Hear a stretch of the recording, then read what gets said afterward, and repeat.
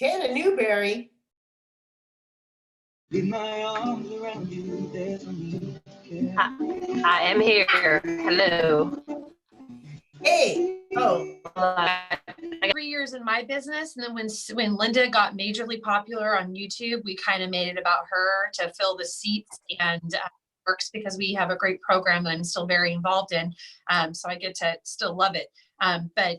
Yeah, last year was our first big year. Before that, the first 3 years before that, we had done like 20, 25 people. Last year we had 120. And this is so 20, but we wanted to split it up into 2 groups so there'd be a little bit more intimacy for people. And then COVID happened and a lot of people decided to go next year instead of this year. So now we have 2 groups of 25 35 on back-to-back weekends. I just can't wait to get out of the house. yeah. In the desert, and I just want to be. Just so you know, this is not just, and the reason I'm asking you which year is that this is not her first rodeo. So there's that. All right. So welcome everybody. We are going to talk about meditation as a gateway.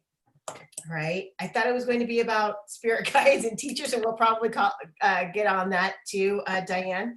But I had it written down as meditation as a gateway, and I wanted to talk about that. So here's the funny thing.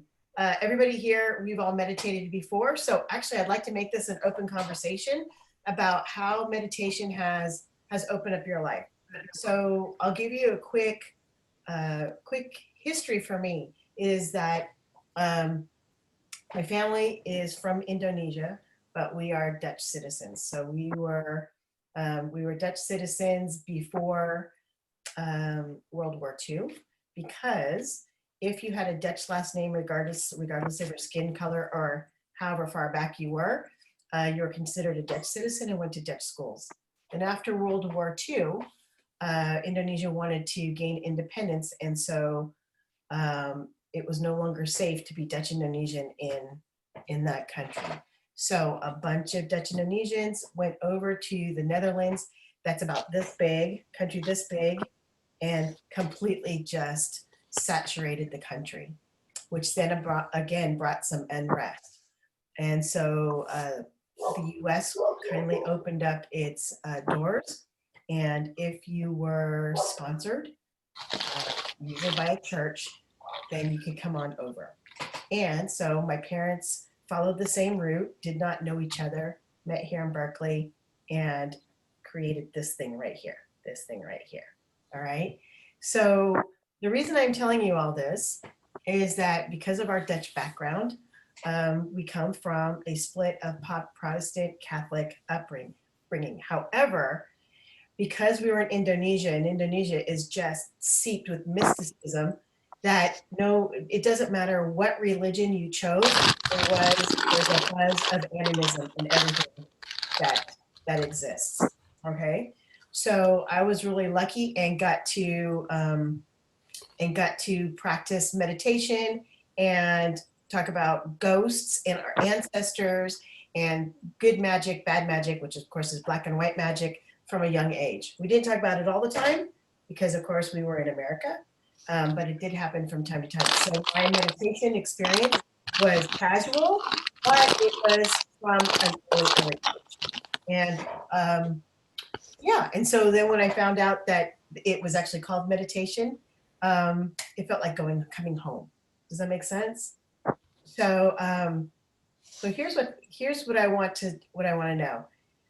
Based on our experiences, I would love to hear a quick story from you pre-meditation and then post-meditation, having meditation as a practice, because it is a gateway. And I want everybody to kind of realize, even through others' experiences, all the things that meditation can do for you.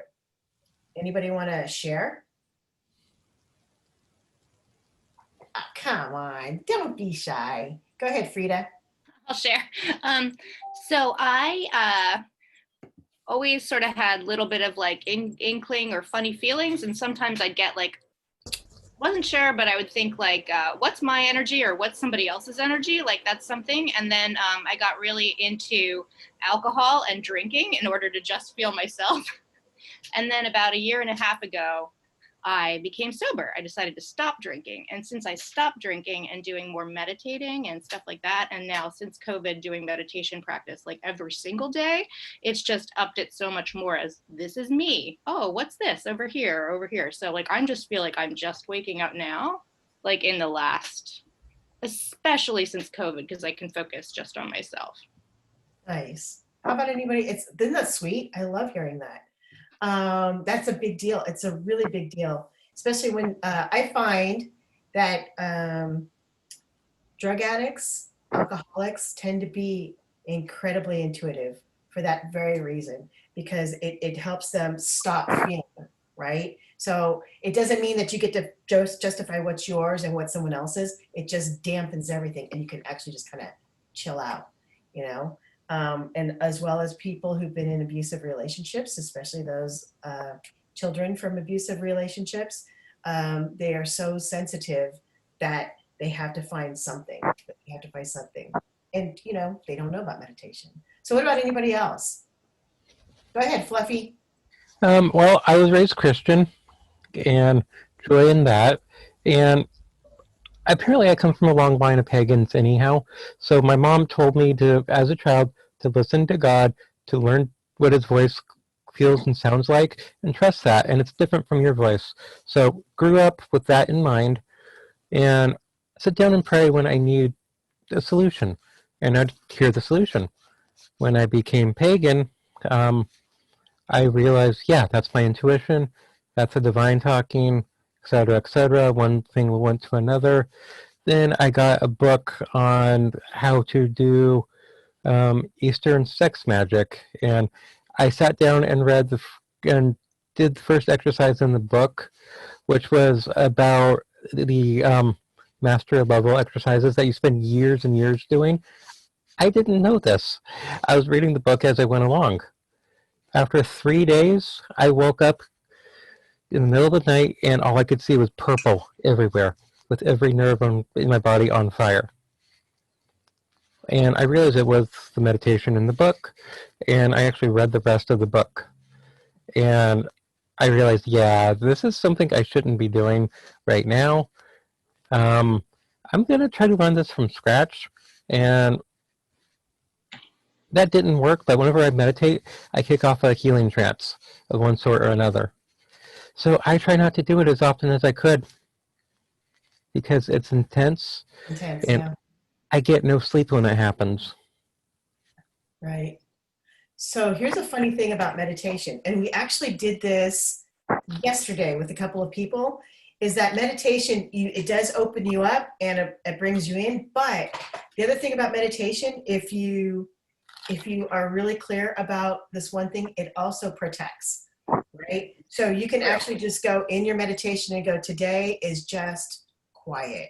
And you can just sit and you can be quiet. And you could still be with the universe and still be quiet. What we did yesterday is that we meditated, and then we practiced how to attract and repel. It was freaking hilarious. And it was like, I don't know, it was like being in grade school all over again, like a form of Red Rover. I don't know exactly how to explain it, but it was a lot of fun. So meditation actually can protect you in that way as well, right? Oh, yeah, I know. So, yeah. Oh, I know you know that, but it's kind of funny that you're talking about like these huge downloads and being super sensitive, and then it actually can help you with the I won't call it the exact opposite, but on the other side of it, right? Mm-hmm. I just don't want to spend the entire night being awake dealing with all this. Sure. I would just like to sleep. I hear you. I hear you. Anybody else? Who else? Go ahead, Diane. So, you know, I grew up Catholic, and I still am Catholic, and I go to mass, or I did back in the day when we used to be able to go places. But for me, it was always with praying, kind of, I guess, similar to what Fluffy was talking about, where I just, you know, in Catholic mass, always are kneeling and praying. And so like that always for me with all the music was like a kind of a form of meditation in a sense that I felt or had every time I'd go to mass. And like, and I always would tell people that's a lot of why I like actually going, is because I look at it as this like reset I'd have for the week, because it really was only 1 hour a week that I would literally dedicate to doing that. Like I never ever really made a practice of actual meditating before that. And then like, I don't know, I guess probably 3 or 4 years ago, I started being involved with Agape. I don't know if you guys have heard of that, like Michael Beckwith. He has it down in LA, but there's an Agape here in Oakland. And they have a group called the Oneness. And so I started going and attending there because they had a place right here on Telegraph in Oakland. And one of the things of this Oneness group was they would do these, they call it Diksha healing, you know, like really like you place kind of the people have to sort of be trained, I guess, to be able to give the healings. And so, but the whole entire time you're meditating, and then these different people would come and like do this healing over your head. And like, that was the first time that I actually was like noticing colors and just a different experience of like meditating that I'd never experienced before. And so it obviously piqued my interest, and I was now becoming more intrigued and wanting to do and learn more about it. And so after that, I just kind of have always explored areas to figure it out. Isn't that crazy how that all kind of works out? Does anybody have any other stories they want to share? Anybody else want to share? I'll share for a second. I love guided meditations. There's so many on YouTube. You know, guided meditations are awesome. Great. You know, mindful, where you focus on the air in your nostril for 45 minutes. Like those meditations, I find clear my mind the best, and I love that. One time I did meditation, and it was actually for letting go of stress or worry, but I actually went into kind of a trance state, and I was able to almost actually release my entire association with my character, you know, Tana Newberry here on Earth. And I felt like I was just soul essence instead of anything that made me in this life. And I have to share that I always am so curious with this, but I felt the only things I felt that I identified with was goodness, like good intention, like no mal intention, and also curiosity. So I had put myself down to those very two elements and detached from everything else for about 5 minutes and just observed the world from that perspective. That was the most powerful meditation I've ever had. But mindfulness is still my favorite because it's just blanks your mind.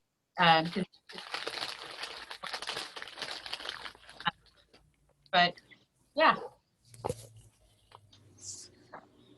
Sorry, you guys, I put myself on video because I wanted to, Tana was cutting in and out, and I was trying to get it as, get the connection as strong as possible. But I'm so glad I'm so glad that you brought that up, Tana. I do a meditation group, and we did a count one day, and we have over 20 different meditations. So, and just so you know, visualization counts as one. So we had 20 different meditations, over 20, and each one actually helps you in a certain way. So like what Tana said, that some, and just so you know, because you're so different, the odds of someone being just like you is 1 in 68 trillion, just like you. So it's going to be different for everybody. And just so you know, you can have a favorite meditation just like, you know, with anything else. And then all of a sudden it just doesn't work for you anymore. Well, congratulations. That means you shifted up and it's time to experience something else. To me, it's always exciting. And even though I'm a little bit pissed off, I'm not gonna lie, it's always exciting when it's time for me to do a new meditation. And so what I'd love to do is I want to give you guys, I'm going to take a look. I'm looking at everybody. I want to show you guys a different meditation. It's way back from the 80s, and it's called tidal breathing. It's not everybody's favorite, but I just want you to experience it for a second because I want to give you something a little bit different so so that you have a takeaway. You guys ready to try it? You interested? So some people like it. It's not my favorite. So here's how tidal breathing is. Tidal, T-I-D-A-L, and it's because it goes up and back like the waves. So it's like this, right? I don't know what the name of this character is on your keyboard, but it's that. So That's called the, it's called the I know. tilde. It's called a Kumba, Tilde.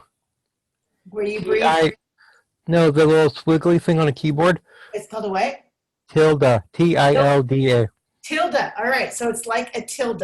Thank you so much, Fluffy. Okay, so here's how it goes.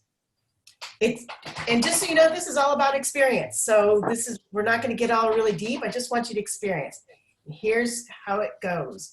It's not visualization. It's all about you. So I want you to inhale using your upper lungs and then going to your lower lungs. So inhale from your chest down into your belly, and then exhale from your belly and then your chest. Inhale, chest, belly. Exhale first, belly, chest.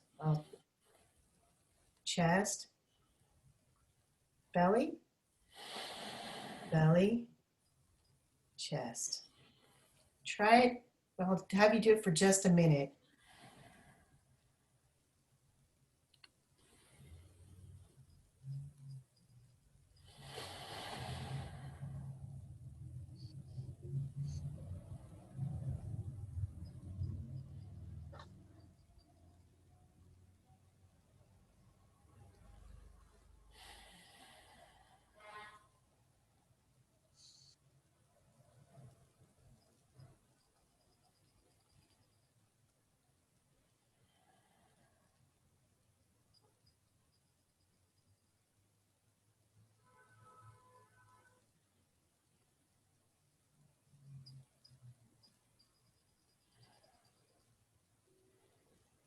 Now go back to regular breathing for just a moment.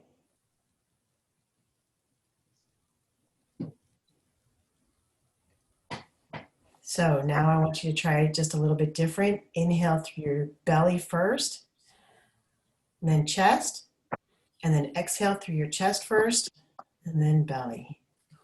Inhale belly first, chest. Exhale chest first, and then belly. And do that for just a moment.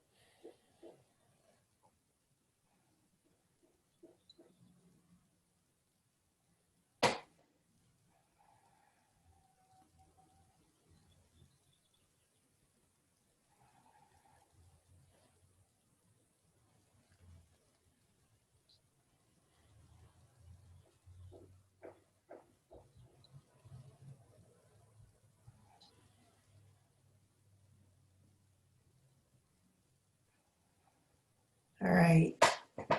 And now go ahead and get back to your normal breathing. And when you're ready, just come back to the room.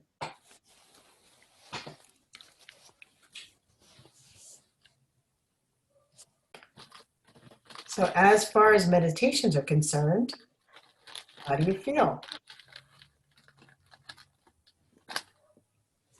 Lightheaded. I love it. Lightheaded. Usually that happens when you're forcing your breath, right? And it makes sense that you're forcing your breath because you're thinking inhale belly, inhale chest, exhale belly. So I can totally get that. Yeah, so there's a reason why you don't do this standing up or laying down, for that very, very reason. It's super powerful, and it can actually get you, it can actually put people into seizures if you're not careful. So it's really important to do it seated. Anybody else? Anybody feel a little bit different? Well, it's funny for me because the second variation is very close to a 3-part breath that I start every yoga practice with, both if I'm just practicing or teaching yoga. So the first variation felt very uncomfortable to me. But yeah, I mean, it's a good thing, and that it's named Tidal is really good too, as far as there's another breath called Ujjayi breathing that's basically creating the sound of the ocean with your breath by slightly like constricting your throat. And I think that the idea of tides and of breathing are really a good thing to link as a means of calming and grounding. So I really like it. But again, the first half presented a challenge for me. Right, because it's almost like relearning how to walk or to dance. You're like, you're thinking too much, and then it's this is actually, it's funny that you would say that, because tidal breathing is actually created to completely ground you. It puts you so in your body. I don't know of any other meditation that can put you in your body and as grounded as that. So if you're feeling a little bit out of sorts, tidal breathing is the way to go. You only need like 2 minutes of it. So yeah. Does anybody have any questions about that? No? All right. So here's the deal about meditation for me. And what I find really interesting, meditation is actually a great jump off point for anything. I love it because it helps me get out of my head for exercise, because I hate getting to exercise. Once I'm there, I'm super happy.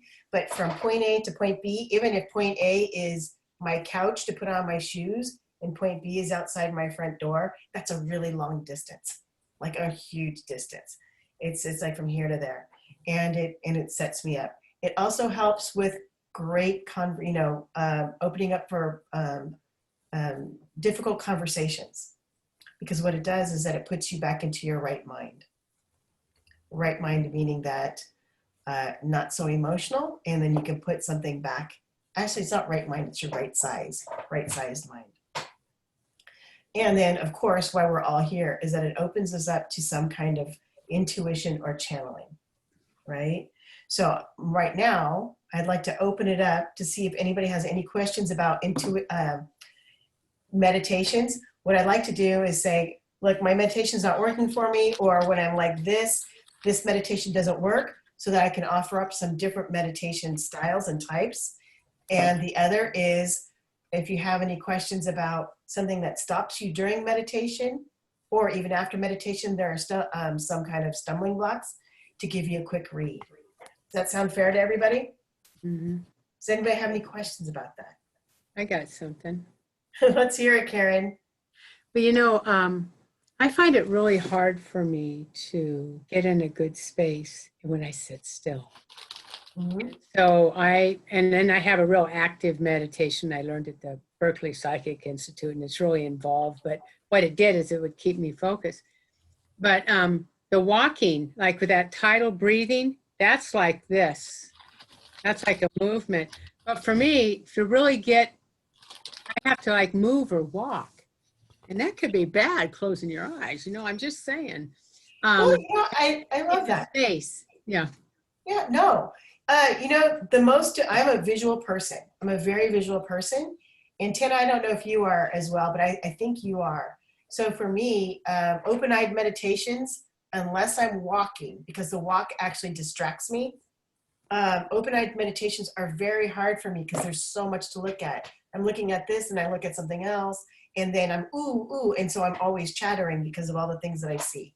But that doesn't mean that it's not a good meditation. So if moving meditation is what works for you, Laura, I know, using yoga as a form of meditation, but walking meditation, Gabrielle Roth, Gabrielle Roth, she does a form of dance. That's an amazing meditation, and it really freaks. Yeah, we did a version of it on Wednesday, and it was an energy changer. And what I will tell you is what I've told my meditation group is that doing a moving meditation as well, you know, as a suggestion as a form of dance is actually part of what I use for house clearings and energy clearings. So just think about that. Not only is it shifting your energy, but you're also expanding an energy out. So if you set your intention before you do your dance meditation, that intention moves out through the house, and it's a fast way to get energy moving within your environment. Add Just to some let you know that. rattles and Yeah, go ahead, Frida. Oh, I was just gonna maybe suggest to Karen, like we had did that meditation that you do in martial arts where it's like calm and clear breathing, but first you center standing up. Like maybe yeah. you would suggest maybe that one, because if you like to move around, that I use that just even out on a walk, like I all of a sudden I feel overwhelmed. I just will stand there and do that breathing. Like that, like we did where you center yourself. I'm It's not calm sure and what the clear. first calm and clear. Yeah. Yeah, it is calm and clear. But what Frida's talking about, basically what you're doing is that you are purposely making yourself off balance, like a pendulum or a metronome. I love using metronome whenever I can. okay. That word, metronome. So anyway, so it's about purposely swaying so that you can feel your weight off balance and feel yourself and your feet as you're off balance. And then as you become more and more centered over your feet, that the swaying slows down and slows down. So by the time you're standing still, you're using all of your feet and you are placed solidly over them. And then that's it. And that is a physical centering process. Well, you know, when I walk with some friend, and what I'll do is I'll stop and I'll sway. Mm-hmm. I'd be like actually doing that. I'm rocking from side to side, and then we'll walk on. So thank you.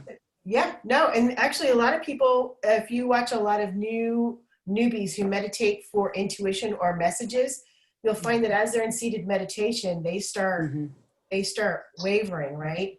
And it's my belief, there are different beliefs, but it's been my experience that as you stop the sway, the information comes in even stronger. And so the swaying is you getting used to the information, or the information getting, learning to calibrate with you. So that's, to me, that would make sense, is that you're swaying to like, oh, got to recalibrate, and then you can go again. That makes sense, right? So I stumbled, I guess, into what I now see as a meditative practice as a teenager. That's really weird and not necessarily accessible, but I really struggled as a teenager, physically, mentally, and spiritually, and just was really in a dark place. And we had a swing set in my backyard, and for hours and hours a day, I would go and swing, often with my eyes closed. Yeah. And that I found to just be like the thing I needed to do. So it's interesting to talk about this, like physically swaying, this like mechanized swaying was something that I really, just was drawn to. And I don't know, I never really thought of it as a meditative practice, but in this context, I'm seeing it like that. To be honest, I never thought of a swing as a meditative practice either. So guess what I'm going to do as soon as I'm allowed back on a playground? I'm going to go to a swing set, and hopefully I'm not going to get motion sickness, because last time I did, and then I tried to be a badass and jump off at the high point, but my shorts got caught and then I stumbled, and so it wasn't really cool at all. But so it was just like a 3 out of 10 experience. But what a great idea. So I'm going to I'm going to write that down, swinging as a. I love that you say that, because I pre-COVID, I would do that often. There's at the corner of my street, the playground, and I'd always be like, are these people gonna look at me like a weirdo, like this woman on the swing? But I loved swinging even as a kid, so it was just something I try to do. On that, thinking about it, I can just feel it. When you guys are talking, I can just feel it, and then leaning back and that's going to be on my list. I'll put that on. That makes sense. And then what I'll do is I'm going to put a star by that, because that might be meditation number 23. Ooh. right? I don't know how we'd be able to do that, but it's really funny. We did talk about all the, you know, all the different styles of meditation, and it's kind of crazy how that is all shakes out. Anybody else have any questions or comments about meditation or? I have one. Yeah. I've been trying to do a lot of NLP-based meditations, Yep. and I'm finding it to be kind of hard to do, to visualize different memories I am trying to relearn and reprocess. And I don't know what type of meditation I actually should be doing, whether it should be audio, something in my own head. Should I be listening to what type of brainwave music to do all this sort of thing? I have no idea. Okay, so tell me a little bit more about NLP is neurolinguistic, right? Is that Yeah. what that is? Yeah, Okay. exactly. So can you give it to me a little bit more about how you're trying to access so I can help you out? I am trying to change the way I view the glass ceilings I have on myself in regards to prosperity, abundance, money, and happiness. Mm-hmm. And I am trying to do self-reinforcement, self-validation, and some of it's through visual imaging, some of it's just repeating certain statements, Yep. and sometimes it's looking at certain memories Yep. and attaching different associations with different feelings, or just writing down the memory and changing some of the keywords so it shifts from negative to positive. I like that. I will tell you that my work philosophy is that I don't really work with memories very often, and here's why.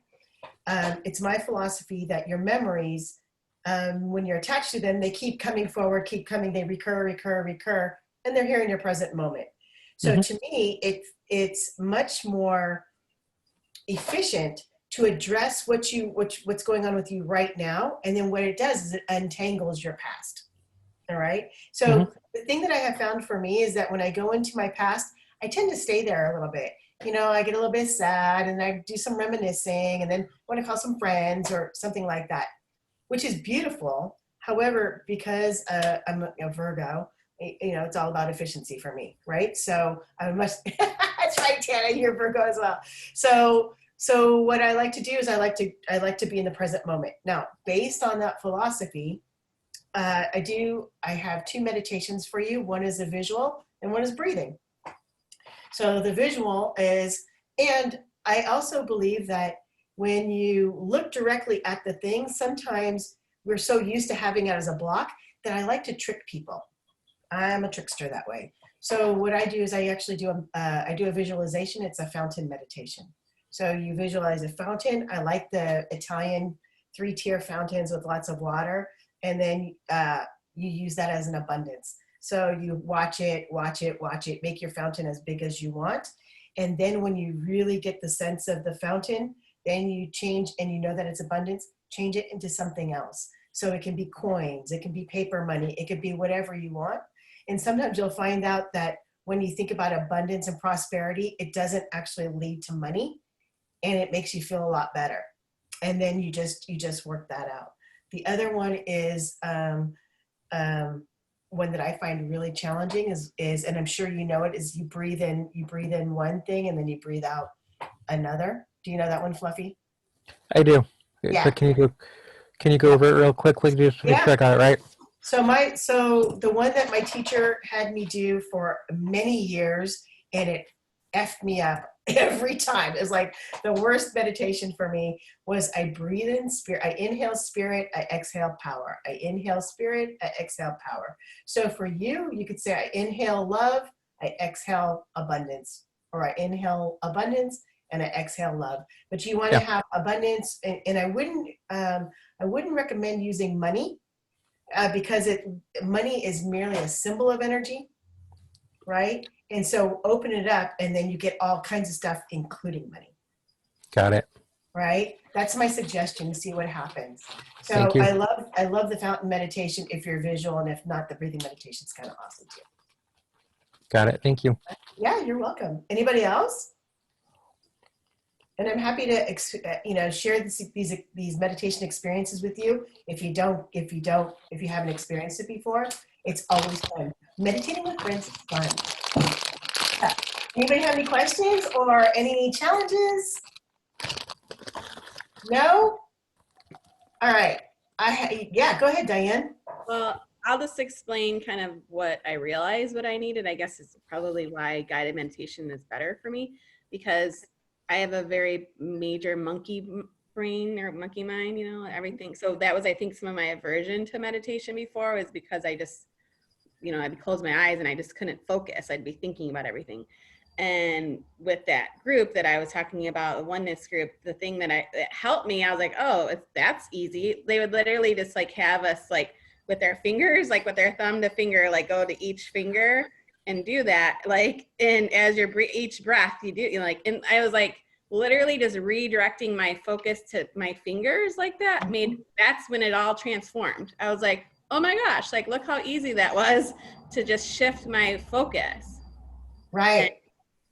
That's I've not done that before. I've not done this one before. It was literally, every breath, and it was just like, and we had 10 breaths, and it made a huge difference. And I realized at that point, like, wow, okay, I think I understand what meditating is now, because it never clicked for me before.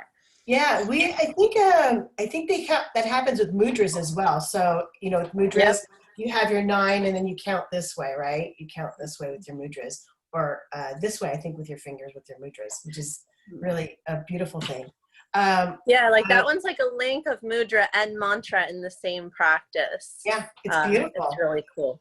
Yeah, so I do something similar. We've done this in meditation group before, and I talk to people who are in corporate. This is the one where I suggest, which is the Lacy L's. And this comes from graphology or handwriting analysis. And what it is that you do cursive L's and you just write them down the page, write them down the page, write them down the page. And this is actually a science. As you move the curves, it actually releases the tension in your brain and you can relax and reset for the next thing. So it's also a movement, right? A movement through. And then if you want to double your meditation, then you get out your crayons and then you color in your Lacy L's, which is like one of my favorite meditations in the whole wide world. So, so this is great. I'm going to go ahead and add that to I forgot about that with mudras. So thank you, everybody. I love that. This to me is like a drinking thing. You know what I mean? I'm not drunk. I can walk backwards. Right? I don't even know if that's part of a thing, but yeah, I'm not drunk. Yeah, exactly. I don't know. It shows you what I did when I was in high school, party people. All right. So, any other ahas or anything like that while we're on the subject of different meditations? And well, I have a question. I picked up a metal drum at a convention, and it's made out of the bottom of a propane tank. It has 9 different tones on it, all set to different frequencies. And some of them correspond to healing frequencies. Mm-hmm. And I use this during my guided meditation on Sundays. And I am wondering, do you know of any sort of literature or any modalities I could be looking at to help enhance what it is I'm doing with that sort of tool? No, I don't know of any literature. I don't know of any books. I was going to say Tana knows. In just a second, I'll go see if I can grab a book off of my bookshelf, but there are books just under sound healing, which talk about the vibrational tones and the frequencies, and the process of the whole idea around sound healing or the frequencies having an effect. Even the same thing with it's all waves, right, that are hitting another waveform, and therefore in training. So it's like, how if you take a pebble in a river and it makes like a pebble, a ripple, one ripple, another ripple, it like cancels it a little bit or changes the arch of that ripple. So sound healing would be the science of sound healing from a spiritual perspective. Any books like that, and I'll go grab one. But all of those are very informative of exactly what you're talking about. Did you get a hand painted Did you get a handpan or a rav drum? I don't know the difference. Does it have laser cut keys or just area flat? It looks like they were laser cut because they're perfectly uniform. Yeah, yeah. So they're incredible tools for sound healing. Incredible. Because Yeah, they're really long and they're perfectly cut on those ones. So like figure out one tone for somebody, it always has that very a reliable source of like sound healing. I think it's just drums are amazing. Yeah. So I do have a question. How do I custom make different? How do I know what the frequency is if I hit two different notes at the same time? I really don't. I'm happy to have Tana talk about that side of it. Here's where I go with it. Anytime, so I think about music. So if you hit a chord, that's 3 notes at the same time. That's a chord, right? And it really doesn't matter what you're hitting individually, right? What's happening is that you're sending out an energetic frequency, and that energetic frequency is resonating. Does that make sense when I say that? But Tana can give you the scientific part of it because she's kind of amazing. Well, it's also person. You know how like people have different styles in music. It's because different frequencies differently. Our of our own are very different. So that's where the intuitive part of the process comes in, and instruments are so amazing because learn just kind of riff, and that's where you got to trust your intuition, in my opinion. But there is a lot of science behind it that you can geek out on, and maybe I can give you resources. But don't discount just the intuitive part of the process, because that's actually, I think, the most magical part, in my opinion. Exactly. Exactly. Okay. So what I was also going to tell you is that, Thank you. yeah, the other thing too is that I love drums. I actually love anything that's tribal. So any kind of djembe drum or a big drum. I used to go out to Cal when they used to have drum sessions, you know, and just they would go tribal, and then I would just go do my silly dance someplace with my eyes closed. But here's the other piece that's really cool, is that we are our own instruments. And so I would also recommend toning. Mm-hmm. So the beauty of toning is, even if you're tone deaf, when someone throws out a tone and it's like, I won't even call it call and response. As you put your tone on top of it, it creates a chord. I have heard tone deaf people and they still hit the chord, and it's really beautiful. And then just like a school of fish, someone changes the chord because they feel compelled. They change the note, and then the chord changes. And what happens is that you're creating the vibration within you, and so you're shaking all that stuff loose. And it's just really good. So it has to do with breath, it has to do with vibration, it has to do with connectivity. Toning rocks. And if you do an intention before you tone, it's like magic. It is absolutely magical. I wish I could explain it to you, but it is absolutely magical. All right. Anything else, party people? Any other questions or comments or? I have a different type of meditation I do. I think they call it. But are you leaving now, or should I explain this one where you ground and run your energy, and then it releases a lot of stuff through the grounding cord? But they call it an in-body meditation, and it keeps my brain active. So when I do sit, but it also does a release, and then you run the energy and you bring in cosmic and all this stuff. And it's like, and then after a while, then you can meditate. But I have to set myself so I can release. That's true. But that's a different type of meditation. I don't know if you got that on your list of 22 or 20. It actually is. It's one of my favorites to do because it's a really nice way to recharge. And it costs you nothing. You know what I mean? By it costs you nothing, there's no energy out. It's all energy in, right? Yeah. And then what I do is when we do that kind of meditation, what I do is I talk to you, have you talk to your chi or your dantian in Indonesian, in my martial arts called ilmu. And then what we do is that we watch our ilmu grow. our Mhm. energy grow. So what's happening is that through all that, we're charging our own battery, and then we experience, you know, shifting it up so we can just, and then we feel what our energy feels like after being the recharge, right? It's kind of sweet, really sweet. Well, and then Okay, allows for well, releasing too. Yeah. yeah, well, it's to me, it's like the same thing. It's kind of like Roto-Rooter, and it gets out all the gunk, right? So you're Goes just down and transfer. Yeah. yep, it goes down. Yep, it just completely releases and then shakes everything out. Okay. You guys have any other questions or comments about different meditation styles? No? So the thing that's interesting about meditation is that we can say it's about breath, which it is. It's also about energy. And to me, energy and breath are one. If we aren't breathing, we got no energy, right?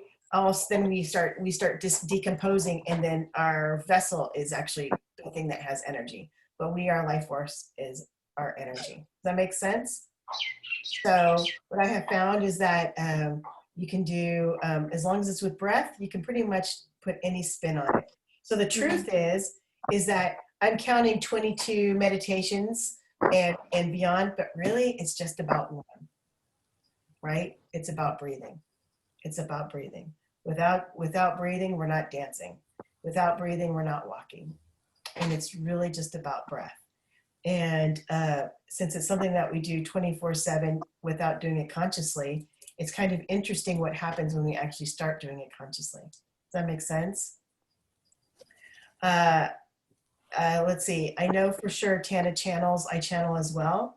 And channeling usually happens by chance. Sometimes in the beginning, it happens by chance and you're doing something and the channeling occurs. But what is really interesting about it is that you have to be in a certain kind of energy alignment in order for this information to come out. And then we love this information so much and the way that we feel, or that was so cool and we want to explore because we're in curiosity, like Tana said, then we need to simulate it, I think is the best way to say it. Simulate it is to do your meditations. Does anybody have any questions? Anybody want any kind of little mini read since I got like 5 minutes left? Anybody? Sure. Let's do Fluffy and then let's do Frida. So I am trying to get my tarot practice off the ground, and Yeah. I'm having a hard time gaining momentum and figuring out where to draw clients from. And I'm wondering, what do I need to be doing differently to be gaining the momentum? Sorry about that. So how old are you, Fluffy? 38. You're 38? Yes. And what's your birth month? April 2nd. Oh, happy belated birthday.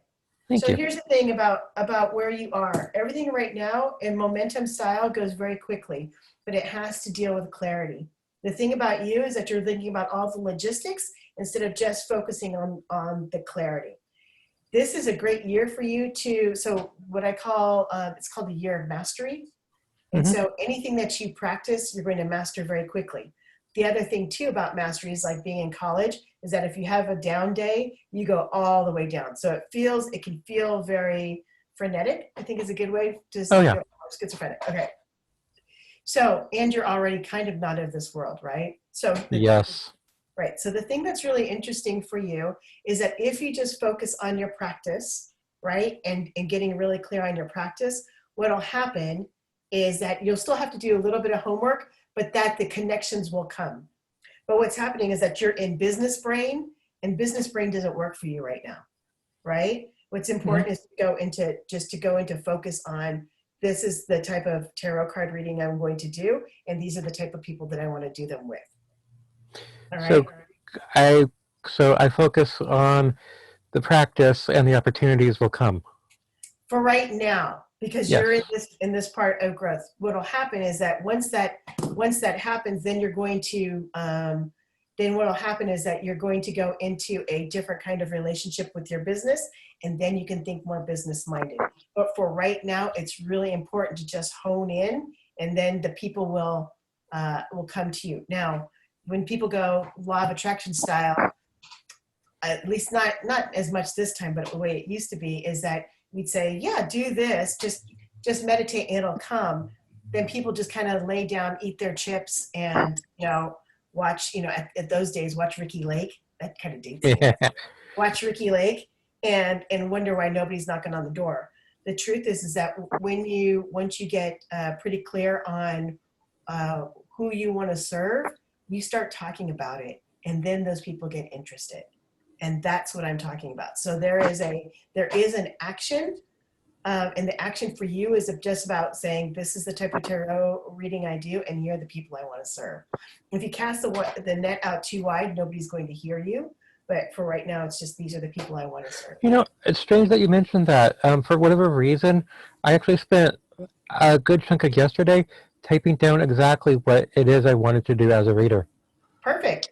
So you're already in it. Tana, did you want to add Thank you. something? Add Go something real clear. So sometimes I get a little bit more nuts and bolts. So that's what I'm going to offer. I'm hearing start to curate some awareness of the Facebook Live content that is out there, and Yeah. focus on making a difference to those people who will join either a Facebook Live or a Facebook group. I'm hearing Facebook is getting active because you need to expand your network maybe. So I'm just hearing friend people on Facebook, go live, focus on just making a difference and being who you are and offering what you offer. But at the same time, do the footwork by looking at people who make money, and whether it's a $5 tip or a $10 tip, because the priority, I think, for growing your overall business right now is to get seen and get unknown, like people just to get exposed to you. So if they come on and see you being amazing and in your power and just serving and being in joy and making a difference, that compels people, because there is a standard industry for, let me tip you $5, let me tip you $10. So if you could kind of figure out how to do that, that is a platform where you could quickly expand your reach, and then more formal services are obviously another step that is going to be a big part of your business. But right now I feel like getting found, and I keep hearing Facebook Live, learn from others and figure out how exactly you can show up doing those things, make a little money, but mostly focus on the joy and making a difference, and really just being available for people to see what you're about, because that will grow your entire audience, which is, I think, the problem right now. Got Okay, it? yeah. Got it. I'm getting ideas. Thank you. Okay, good. What's up, Frida? Oh, so somebody else can have a mini reading. I just actually had it was a comment / question. So Let's do it. No, It was just, so you had talked about swaying during meditation. Yep. So I found that is when I'm in it, I am totally swaying. And so my question is do I focus on stopping swaying, or just sort of as I become a better meditator, as time passes, I will naturally stop? I invite you to, instead of going with it, just to allow yourself to get a little bit more in alignment, right? So this is about, we don't talk, when we do meditation, sometimes I say this is about alignment, and sometimes I say this is about comfort. So I would invite you to just get in alignment. So just lengthen your neck and just get, solid, and then see what happens. If the energy is too uncomfortable, go back to swaying. It doesn't matter, right? We're just experiencing, and then see what happens. Because what had happened for me is that as soon as I stopped, the download was kind of amazing and a little bit too much. So then I went back to swaying. But then it became like a fun thing for me. It's like, okay, am I going to sway today? Am I not going to sway today? And then because I've been doing this for a while, when I know that I'm swaying, I know that I'm out of balance, and I just need to get out of balance. But that's for me, having done it for a while, going, right? It's like that thing where all of a sudden you stub your toe, even though you've been walking for decades, and you're like, what the hell is that? So for me, that's what swaying is. Okay, thank you. Yeah, Right? thank you. Yeah, no problem. Anybody else have any questions? Hey, Tanya. Anybody have any questions? Mini read, anything? I'm telling you, we got 1 minute left, and I will tell you that Tana doesn't come often, and I'm always happy when she has input. So, all right, hang on 1 second. Come on in, I'm just finishing. All right, so here's what I'm going to tell you. I've been talking about this, I've been threatening about this for a really long time. So the spiritual swap meet, I believe, is scheduled for, I know I should have this, but I completely forgot. For Thursday, June 11th. And what we're going to do is it's an hour long. We go in, we talk about a topic, then you guys go and work on that topic from whatever your bend is. So Fluffy, if it's about you learning to get exposure, then you're going to work with one person, work on exposure, right? Presenting yourself, getting really clear. You do that for a few minutes, and then it's give and take with the other person while they do their practice for a few minutes. So it doesn't have to be about spiritual practice. It can be about anything. Then we come back, we discuss what we experienced. That's a spiritual swap meet. Sound interesting? Yeah? That's a great idea. Well, thank you. Every once in a while, I come up with some doozies. Some of them are, real doozies, and some of them are doozies. All right. I also, once a month, I do a deeply discounted readings, and tomorrow is one of those days, and I do have a few openings left. So my rates for tomorrow are $20 for 15 minutes, and you can stack them up for up to an hour. So it's one day a month. What else? Oh, and I'm getting ready to do a three class series. If you did not know, I did my mother's work, which was way, I knew it was going to be a good class, but it was way better than I had dreamed it would be. So it was really sweet. And some of you were here, and if you want to attest to that, you can talk about your experiences. Go ahead. A note. You know Janitor, she goes by JD. She's a psychic medium as well. Her and I were chatting yesterday because she knew I was taking that class.